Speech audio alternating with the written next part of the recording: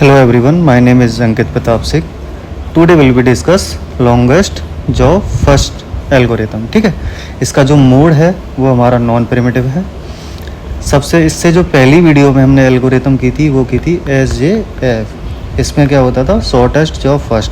इसमें क्या होता था कि जिसका हमारा बस्ट टाइम सबसे कम होता था उस प्रोसेस को हम एग्जीक्यूट करते थे. और इसमें क्या होता है, largest burst time is proceed first. जिसका बस्ट टाइम सबसे ज़्यादा होता है उस प्रोसेस को हम एग्जीक्यूट कर देते हैं. ठीक है, क्लियर. सबसे पहले हम गैंट चार्ट बनाएंगे. गैंट चार्ट से हमें CT मिल जाएगा, कंप्लीशन टाइम. एक प्रोसेस को कंप्लीट होने में कितना टाइम लगा. ठीक है, तो वो गैंट चार्ट से हमें पता चल जाएगा. सबसे पहले क्या होगा, कोई भी प्रोसेस आएगा वो अराइवल टाइम से आएगा. ठीक है, हम चेक करेंगे सबसे पहले हमारा प्रोसेस CPU के अंदर कौन सा आया होगा. चेक किया हमने 1 2 3 4 1 2 3 4. तो सबसे पहले प्रोसेस हमारा कौन सा आया, P1. P1 को हम एग्जीक्यूट कर देंगे, गैंट चार्ट में लेके आए. बट यहाँ क्या है, सबसे ज़्यादा जो बच्चे गलती करते हैं वो यही कर देते हैं. यहाँ क्या करते हैं, 1 से डायरेक्ट स्टार्ट कर देते हैं, तब दिक्कत हो जाती है. यहाँ हमें ऐसा नहीं करना है. यहाँ हमें गैंट चार्ट में शो कराना है 0 से 1 हमारा CPU क्या रहा, आइडल रहा, फ्री रहा. 0 से 1 इतने समय पे उस पर कोई काम नहीं था, कोई प्रोसेस नहीं था, कोई एग्जीक्यूशन नहीं था. ठीक है, तो हमारा CPU फ्री रहा था. P1 1 पे आया, एग्जीक्यूशन टाइम कितना है 2 ms. 1 + 2 = 3 आ गया.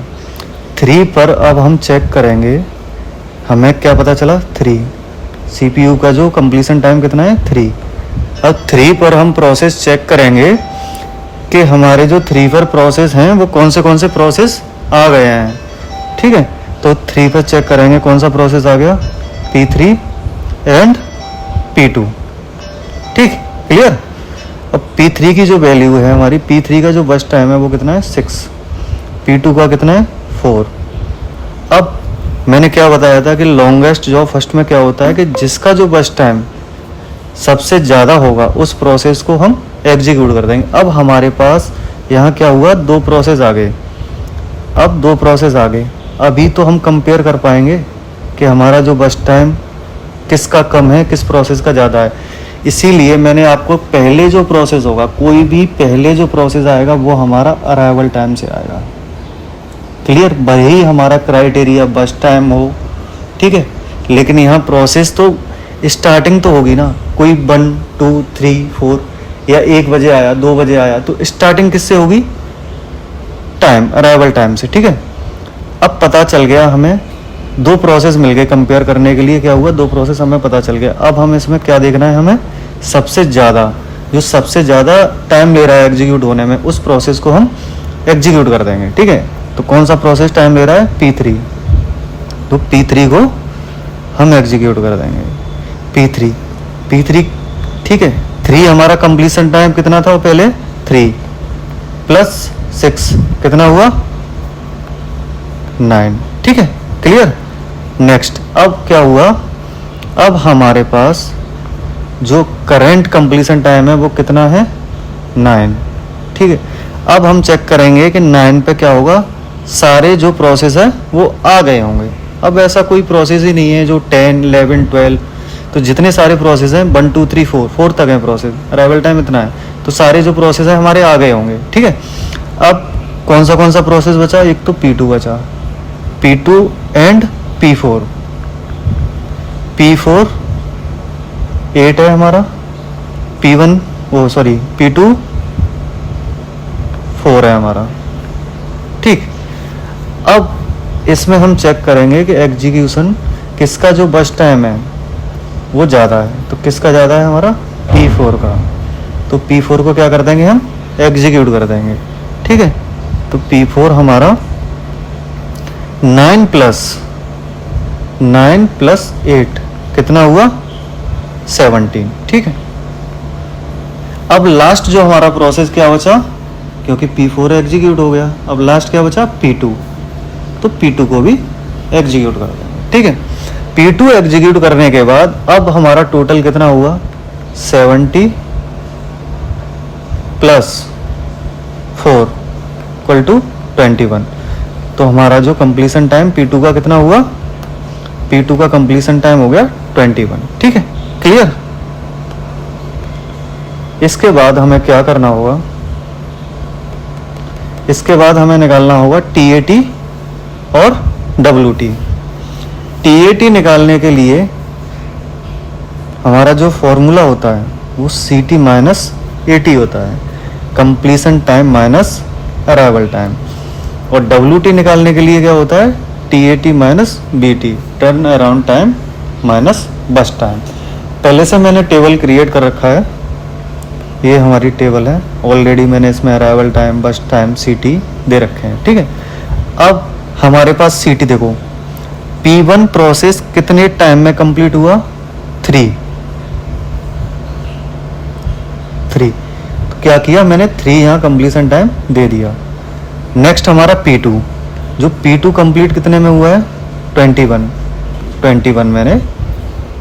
ठीक है, अब नेक्स्ट क्या है हमारा P3 हमारा कितने में कंप्लीट हुआ है, 9, मैंने 9 कर दिया।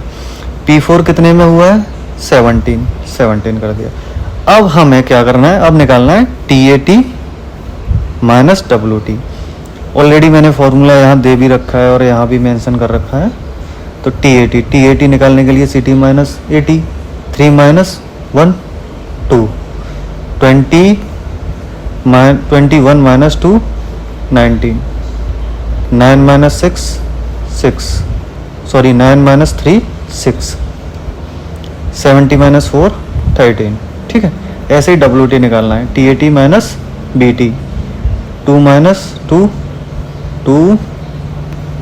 Minus 2 0, 90 minus 4 15, 6 minus 6 0, 30 minus 8 5। ठीक है, क्लियर। इसके बाद क्या होता है, इसके बाद हमें निकालना होता है लास्ट जो प्रोसेस है हमारा एल्गोरिथम को सॉल्व करने का, लास्ट जो स्टेप है वो है ATAT और AWT।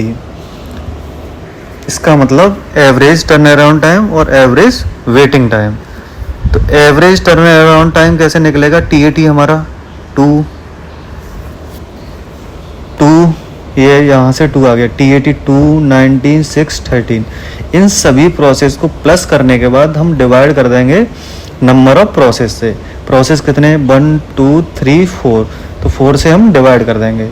टोटल करने पर हमारा 41 डिवाइडेड बाई 4, तो कितना निकल के आया, 10 ms। ठीक है, क्लियर। ये क्या हो गया, हमारा एवरेज टर्न अराउंड टाइम हो गया। ऐसे ही AWT निकालेंगे। WT कितना था हमारा, 0 15 0 5, 0 15 0 5। इन सभी को ऐड कर देंगे, डिवाइड कर देंगे 4 से, टोटल जो निकल के आया 5 ms। ये क्या हुआ हमारा एवरेज वेटिंग टाइम। ठीक है, एल्गोरिथम में बस हमें इतना ही निकालना होता है, ATAT WT। अगर हमारा क्वेश्चन में आता है कि ATAT WT निकालना है, या TAT, या ये भी आ सकता है कि TAT और WT निकालना है, तो हम यहाँ तक भी छोड़ सकते हैं।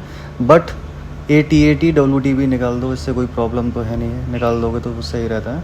जिससे ये एल्गोरिथम में यही 4 स्टेप होते हैं, TAT WT, गैंट चार्ट और AWT। ठीक है, अगर आपको वीडियो अच्छी लगी हो तो लाइक करें, शेयर करें एंड सब्सक्राइब करें। Thank you.